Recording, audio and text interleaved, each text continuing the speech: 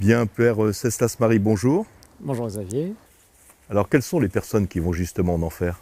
Le catéchisme de l'Église catholique, en son numéro 1035, répond à cette question. Toute personne qui meurt en état de péché mortel descend immédiatement en enfer pour y subir le supplice éternel. Autrement dit, ce sont les personnes mortes en état de péché mortel qui vont en enfer. Alors, pouvez-vous nous expliquer ce qu'on appelle un péché mortel? Le péché mortel consiste en fait à se détourner de Dieu en faisant d'une créature son Dieu. Et il y a 3 conditions essentielles pour qu'un péché soit mortel. Il faut tout d'abord qu'il y ait une matière grave, c'est-à-dire un acte gravement contraire à l'amour de Dieu et à sa loi. Par exemple, les évêques américains ont récemment rappelé que consulter de la pornographie sur Internet constituait une matière grave. Autre exemple assez évident, l'avortement, qui est évidemment un crime très grave puisqu'on supprime la vie d'un innocent. Une autre matière grave, peut-être un peu moins connue, et qui peut sembler bénigne à certains, alors que c'est quelque chose de grave, c'est rater sans motif valable la messe le dimanche. Voilà, disons, pour la matière grave. Ensuite, deuxième condition, il faut qu'il y ait connaissance de la gravité de la chose.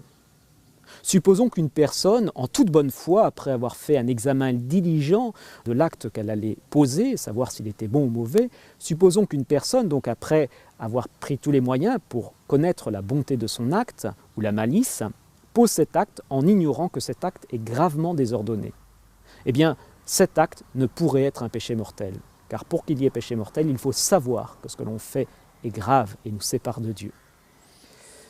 Troisième condition, il faut avoir plein consentement, totale volonté de l'acte.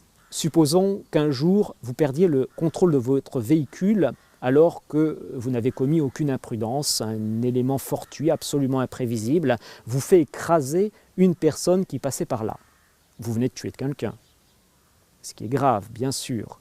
Vous saviez que c'était grave, oui, mais il manque une condition pour que cela soit un péché mortel, vous n'avez en aucun cas voulu tuer cette personne. Donc 3 conditions, matière grave, pleine connaissance et pleine volonté. Nous ne devons pas présumer de la damnation d'une personne. Ce n'est pas parce qu'une personne vivait dans le péché qu'elle est nécessairement damnée.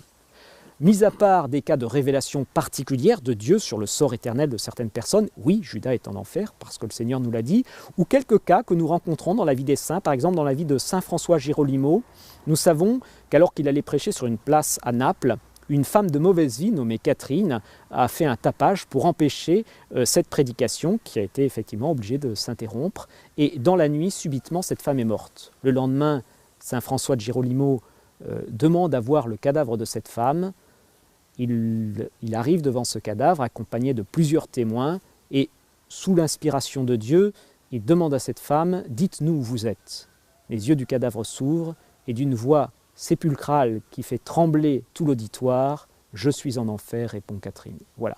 Donc, mis à part des cas bien particuliers de révélation publique ou privée faisant savoir la damnation d'une personne, nous ne devons pas présumer du sort éternel des personnes selon leur vie de péché éventuellement.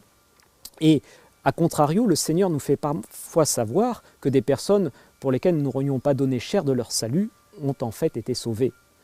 Nous avons le cas célèbre du père Liberman, un juif converti qui, une fois ayant connu le Christ, a bien sûr voulu faire partager son grand bonheur à toute sa famille et notamment à sa mère. Il est devenu religieux et il priait tous les jours pour la conversion de sa mère. Or, un jour, il apprend que sa mère est morte subitement. Il est désespéré car il est persuadé qu'elle est en enfer. Il va se jeter au pied du tabernacle et adresser presque des reproches au Seigneur en lui disant « Mais j'ai prié tous les jours pour sa conversion, j'ai fait des sacrifices, comment avez-vous pu permettre qu'elle se perde ?» Et là, il entend une voix du tabernacle qui lui dit « Mais qu'en sais-tu ? En raison de toutes tes prières et de tous tes sacrifices, au dernier instant, j'ai accordé à ta mère une lumière de grâce si puissante que son dernier acte a été de dire « Je meurs dans la religion de mon fils ». Elle est au purgatoire, prie pour elle. Alors tout le monde n'a pas un intercesseur ou des personnes qui prient pour son âme. Comment peut-on échapper à l'enfer?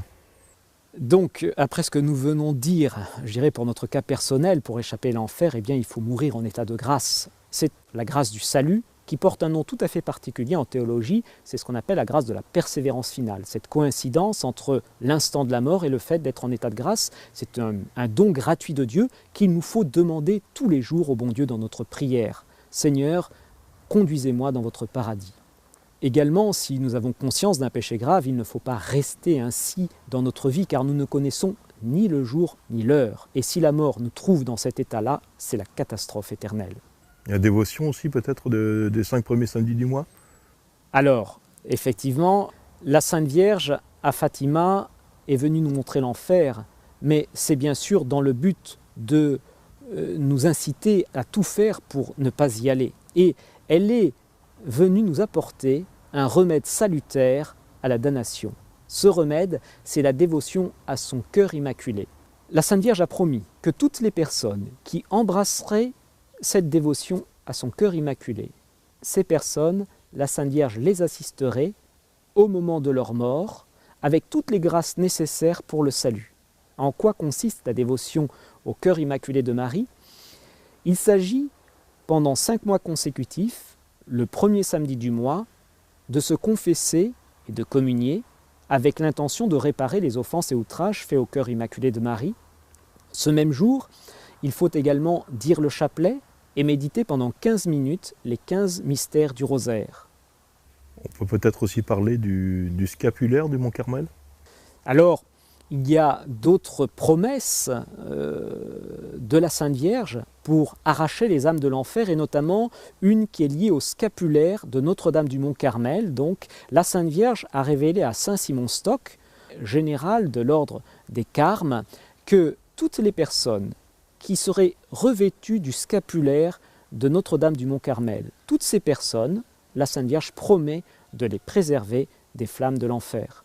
Et le salut, c'est une affaire collective en quelque sorte, et nous sommes responsables, entre guillemets, du salut, spécialement comme nous sommes les disciples du Christ. Nous ne pouvons pas supporter l'idée qu'une seule âme se perde, et saint Dominique, par exemple, n'en dormait pas. L'idée qu'une seule âme aille en enfer l'empêchait de dormir. Il passait ses nuits à prier en répétant cette parole: que vont devenir les pécheurs? Donc, nous-mêmes, si la charité, si l'amour de Dieu habite notre cœur, nous ne pouvons pas supporter l'idée qu'une seule âme se perde. Cela doit nous stimuler, nous motiver pour prier et pour faire pénitence pour ces âmes. Notre-Dame l'a dit à Fatima, beaucoup d'âmes vont en enfer parce que personne ne prie et se sacrifie pour elles. Ce sont nos prières, ce sont nos sacrifices offerts par amour en union avec le Christ en croix qui font descendre des torrents de grâce sur les âmes et qui peuvent convertir le petit Chinois qui est actuellement agonisant à l'autre bout de la planète parce que nous avons accepté tel petit renoncement, parce que nous avons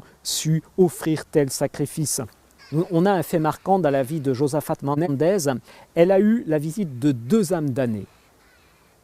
Et ces 2 âmes lui révèlent qu'elles ont perdu leur salut parce qu'elle a refusé à 2 reprises un petit sacrifice. Nous ne savons pas ce que peuvent faire de bien ces petits actes d'amour qui parsèment nos journées. C'est par ces actes-là que nous pouvons participer au salut du monde. En fait, on peut tout à fait le remettre dans le contexte de l'année de la miséricorde, puisqu'en fait, c'est ce que nous appelons une œuvre de miséricorde spirituelle. Absolument. Parmi les œuvres de miséricorde spirituelle, il y en a une qui s'appelle la prière pour les vivants et pour les morts. La prière pour les vivants, c'est d'une certaine façon la plus capitale, parce que nous prions pour le salut des âmes. C'est ça, la prière pour les vivants essentiellement. Et c'est donc la plus belle œuvre de miséricorde que l'on puisse offrir, acheter, participer au salut des âmes par la prière, en demandant au ciel la grâce pour la conversion des pécheurs et qu'ils soient sauvés. Merci beaucoup mon père. À bientôt.